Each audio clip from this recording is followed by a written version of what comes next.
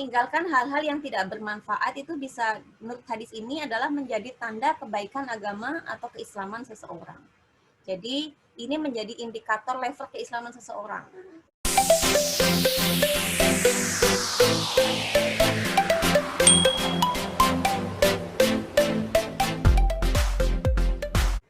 Assalamualaikum warahmatullahi wabarakatuh. Bismillahirrahmanirrahim. Alhamdulillahirabbil alamin. Wa bihi nasta'inu ala umuri dunya waddin. Wassalatu wassalamu ala asyrafil anbiya'i wal mursalin wa ala alihi wa ashabihi ajma'in. Asyhadu an la ilaha illallah wa asyhadu anna Muhammadan abduhu wa rasuluh. Ba'du. Segala puji bagi Allah yang telah memberikan rahmat, taufik dan hidayahnya sehingga kita bisa bertemu lagi dalam kajian hadis Arba'in Imam Nawawi. Saat ini kita sampai pada hadis yang ke-12. Semoga kita selalu diberikan keistiqomahan oleh Allah Subhanahu wa taala. Amin Allahumma amin. Yang kedua, sholawat dan salam tidak lupa kita haturkan kepada Rasulullah Shallallahu alaihi wasallam. Semoga kita nanti mendapatkan syafaatnya di hari akhir. Amin Allahumma amin. Selanjutnya kita akan melanjutkan kajian kita pada hadis yang ke-12 tentang meninggalkan hal-hal yang tidak bermanfaat. Jadi kita baca dulu hadisnya. An Abi Hurairah, dari Abu Hurairah radhiyallahu an, qala, Abu Hurairah berkata, qala Rasulullah sallallahu alaihi wasallam, Rasulullah sallallahu alaihi wasallam bersabda, min husni islamil mar'i, sebagian atau di antara kebaikan keislaman seseorang adalah tarkuhu ma la ya'nihi, yaitu dia meninggalkan hal-hal yang tidak bermanfaat. Hadisun hasanun, hadis ini kualitasnya hasan, rawahu at-Tirmidzi wa ghairuhu hakadha, diriwayatkan oleh Tirmidzi dan selainnya.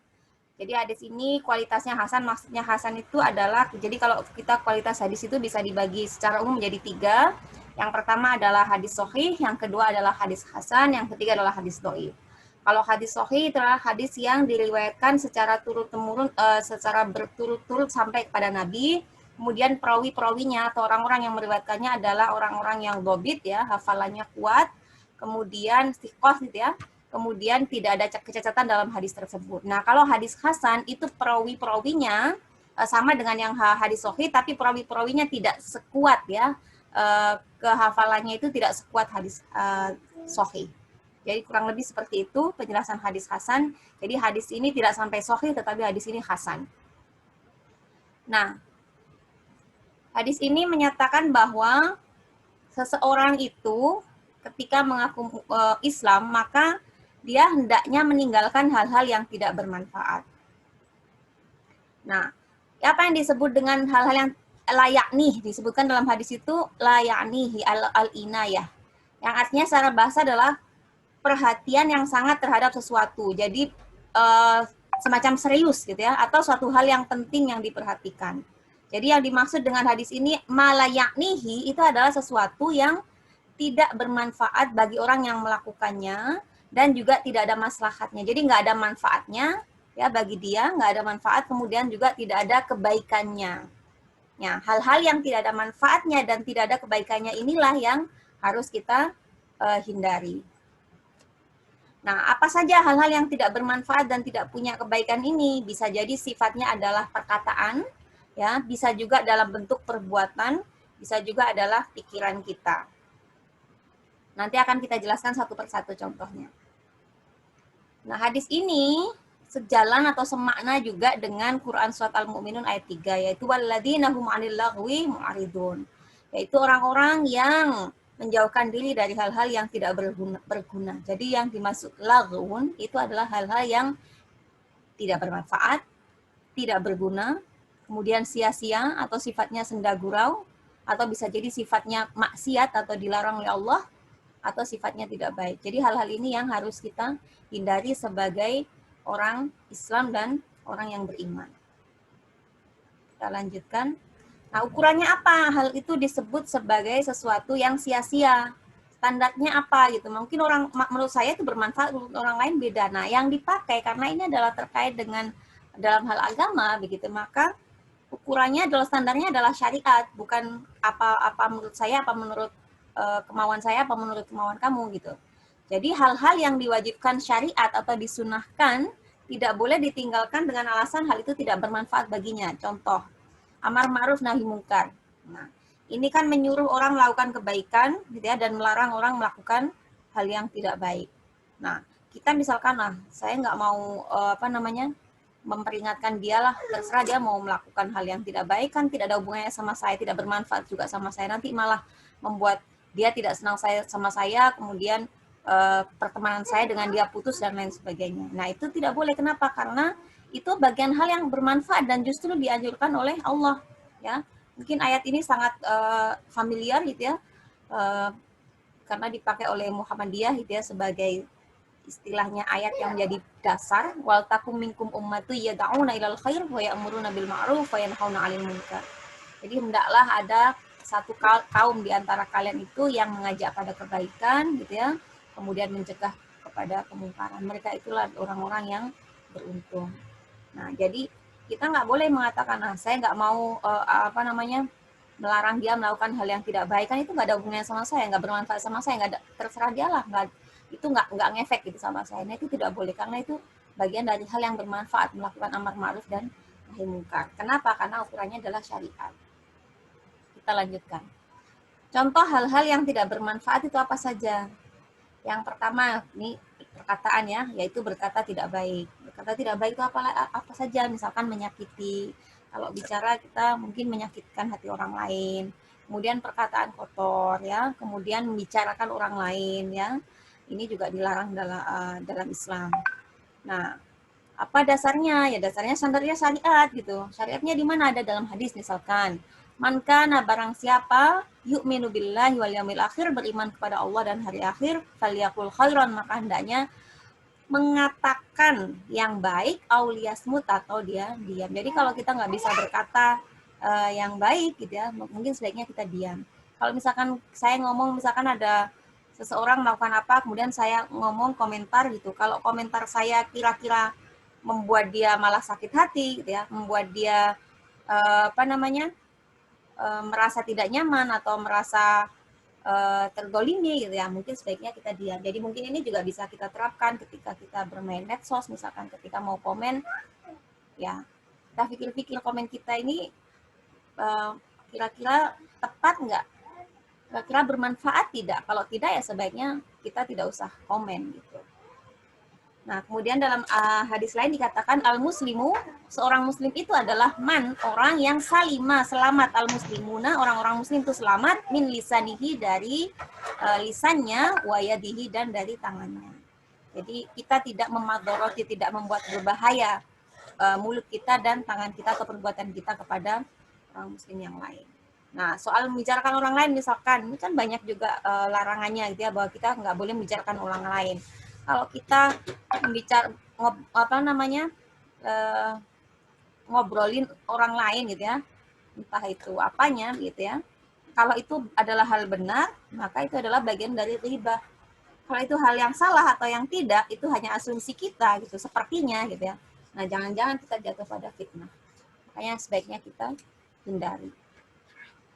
Kemudian contoh ini hal lain yang tidak bermanfaat lagi adalah mengeluh ya. Walaupun dalam Al-Quran dikatakan innal insana khuliqa halu'a. Sesungguhnya manusia itu diciptakan suka atau bersifat keluh kesah, lagi kikir. Idza massahu syarru, ketika dia ditimpa kesusahan, jazua, ia berkeluh kesah.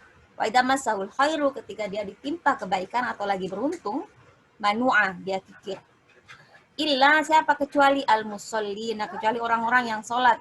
Alladzina hum ala sholatihim daimun, yaitu orang-orang yang menjaga sholatnya. Jadi dia tidak disibukkan dengan hal-hal yang tidak penting, hal-hal yang tidak bermanfaat, tetapi dia disibukkan dengan sholat. Kenapa ini dihubungkan dengan sholat? Karena kalau orang sholatnya benar, dia tidak akan melakukan hal-hal yang tidak bermanfaat.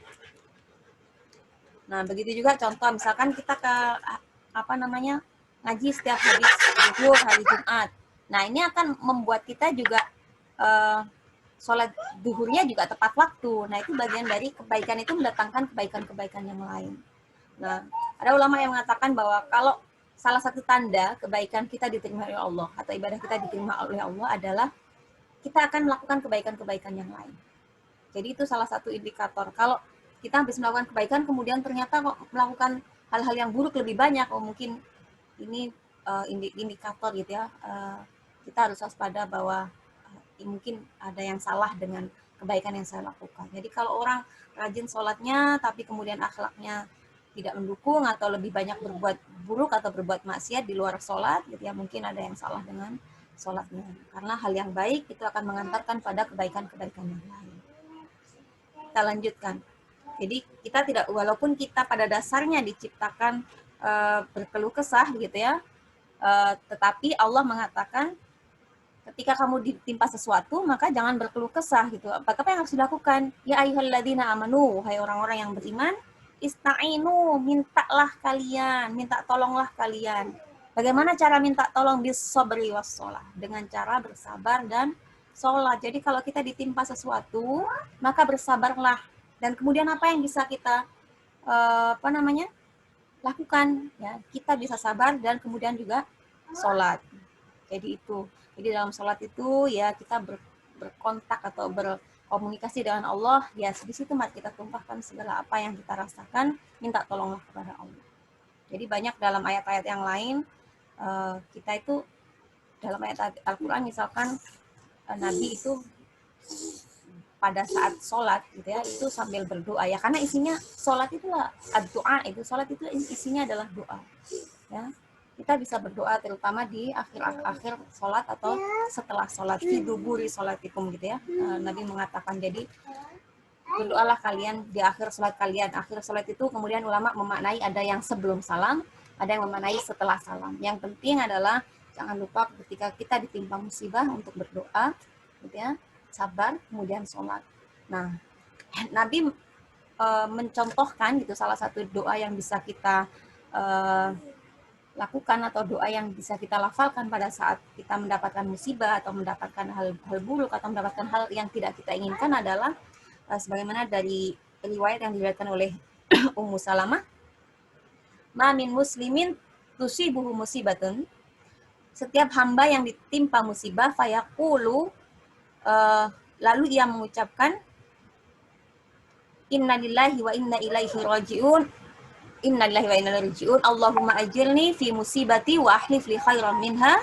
Jadi dia ketika seorang muslim ditimpa musibah kemudian dia mengucapkan innalillahi wa inna ilaihi raji'un, Allahumma ajirni fi musibati wa ahlif li khairan minha, illa, kecuali ahlafallahu lahu khairan minha, kecuali Allah akan mengganti yang lebih baik. Jadi kalau kita mendapatkan musibah, mungkin kehilangan sesuatu atau mungkin merasa tidak nyaman dengan keadaan tertentu begitu ya, maka kita bisa berdoa seperti ini, Allah innalillahi wa inna ilaihi raji'un, Allahumma ajirni fi musibati wa akhlifni khairan minha.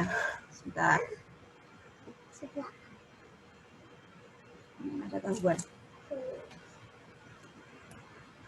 Nah, insya Allah kalau kita berdoa seperti itu, gitu ya, yang artinya segala sesuatu adalah milik Allah, kemudian ya Allah, ya Tuhanku, gitu ya, berilah ganjaran terhadap musibah yang menimpaku ini, dan gantilah dengan sesuatu yang lebih baik. Jadi insya Allah Allah akan mengganti sesuatu yang kehilangan kita tersebut lebih baik. Kalau itu bentuknya harta, insya Allah diganti harta yang lebih baik. Kalau itu bentuknya adalah kondisi atau situasi, gitu ya, misalkan kalau dalam kasus ini Ummu Salamah misalkan pada saat itu adalah ditinggal mati oleh suaminya gitu ya, maka kemudian beliau setelah itu Ummu Salamah menikah dengan Rasulullah. Jadi Allah mengganti dengan yang lebih baik insya Allah. Jadi baik itu bentuknya materi maupun non materi. Jadi begitu, jangan kita mengeluh karena tidak ada gunanya. Mengeluh itu hanya akan membuat situasi lebih buruk lagi gitu ya, tidak membuat situasi lebih baik juga. Maka itu termasuk hal-hal yang tidak bermanfaat. Jadi ini juga sebaiknya ditinggalkan oleh kita sebagai umat Islam. Nah, saya kasih contoh satu lagi, yaitu berpikir ya. Tadi salah satunya adalah pikiran ya, perkataan, perbuatan, pikiran. Pikiran yang tidak bermanfaat itu seperti apa? Misalkan berpikir tentang zat Allah. Allah itu seperti apa sih gitu ya. Nah, Rasul bersabda, tafakkaru fi khalqillah wa la tafakkaru fillah. Jadi berpikirlah engkau terhadap ciptaan-ciptaan Allah gitu. Karena dalam ayat-ayat Al-Qur'an dikatakan banyak sekali ya, dicontohkan tentang afala yamduruna ilal ibili kaifa khuliqat wa ilas samai kaifa rufi'at gitu ya. Bagaimana langit itu diangkat, bagaimana bumi itu dihamparkan. Bagaimana apakah kamu juga tidak melihat dalam surat Al-Mulk gitu ya? Apakah kamu tidak melihat bagaimana burung itu bisa terbang? Dia tidak akan terbang kalau Allah tidak menahan sayapnya misalkan. Jadi Allah sangat mensupport kita ya, menyuruh kita ya untuk berpikir tentang ciptaan Allah agar kita sampai pada Allah. Kenapa Allah menyuruh seperti itu? Karena kita tidak diberi kemampuan oleh Allah untuk memikirkan Allah. Jadi mau sampai kapanpun kita tidak akan bisa mengerti zat Allah itu seperti apa. Jadi percuma memikirkan hal yang seperti itu. Jadi kita tidak usah berpikir atau mencoba. Jadi kita tidak usah memikirkan tentang Allah itu seperti apa karena tidak akan pernah sampai dan itu termasuk hal yang tidak bermanfaat. Baik, kita lanjutkan. Nah, kalau kita gambarkan gitu ya, meninggalkan hal-hal yang tidak bermanfaat itu bisa, menurut hadis ini adalah menjadi tanda kebaikan agama atau keislaman seseorang.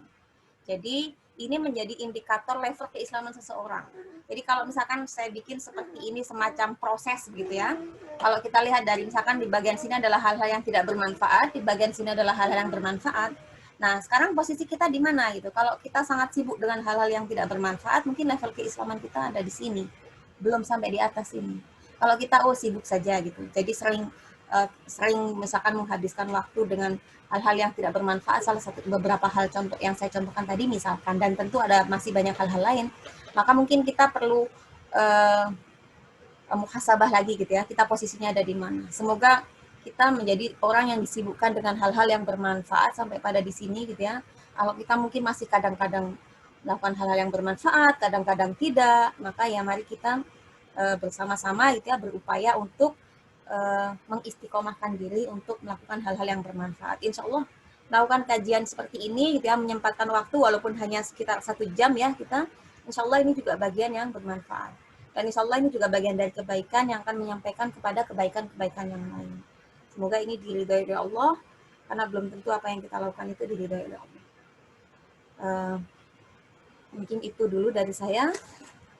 Al-birru man ittaqa wallahu a'lam bissawab. Assalamualaikum warahmatullahi wabarakatuh.